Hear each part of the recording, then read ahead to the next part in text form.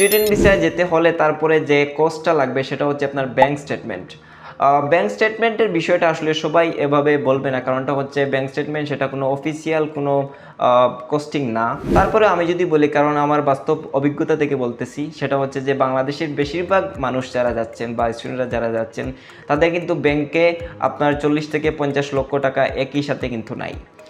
অনেকের সেই পরিমাণ সম্পদ রয়েছে কিন্তু ব্যাংকে দেখানোর মতো সেই ফান্ডটা আসলে নাই। কিন্তু ইউকের ইউনিভার্সিটিগুলা কাজ লেটার দেওয়ার আগে অবশ্যই আপনি যে তাদের দেশে গিয়ে থাকবেন এবং স্টাডিটা কমপ্লিট করবেন, সেক্ষেত্রে আপনার অ্যাকচুয়াল ফান্ডিং আছে কি না সেটা অবশ্যই দেখতে চাইবে এবং সেটার জন্য ব্যাংক স্টেটমেন্টটা আসলে লাগবে।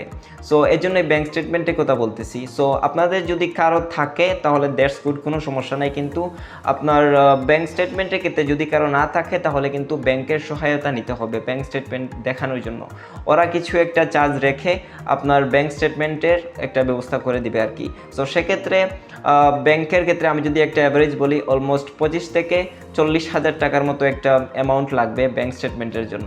সেক্ষেত্রে কোন ব্যাংকে গেলে ভালো হবে এবং কোনো সিস্টেম আছে কিনা কম টাকায় দেখানোর ব্যাংক স্টেটমেন্ট, এই বিষয়ে যদি আপনারা জানতে চান অবশ্যই আমার ভিডিওর কমেন্টে লিখে দিন।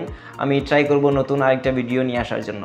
এবং এটা হচ্ছে একটা কস্ট। যদি আপনাদের অ্যাকচুয়াল ব্যাংক স্টেটমেন্ট না থাকে তাহলে কিন্তু ব্যাংকের সাহায্য নিয়ে ব্যাংক স্টেটমেন্টটা আপনারা ম্যানেজ করতে পারবেন।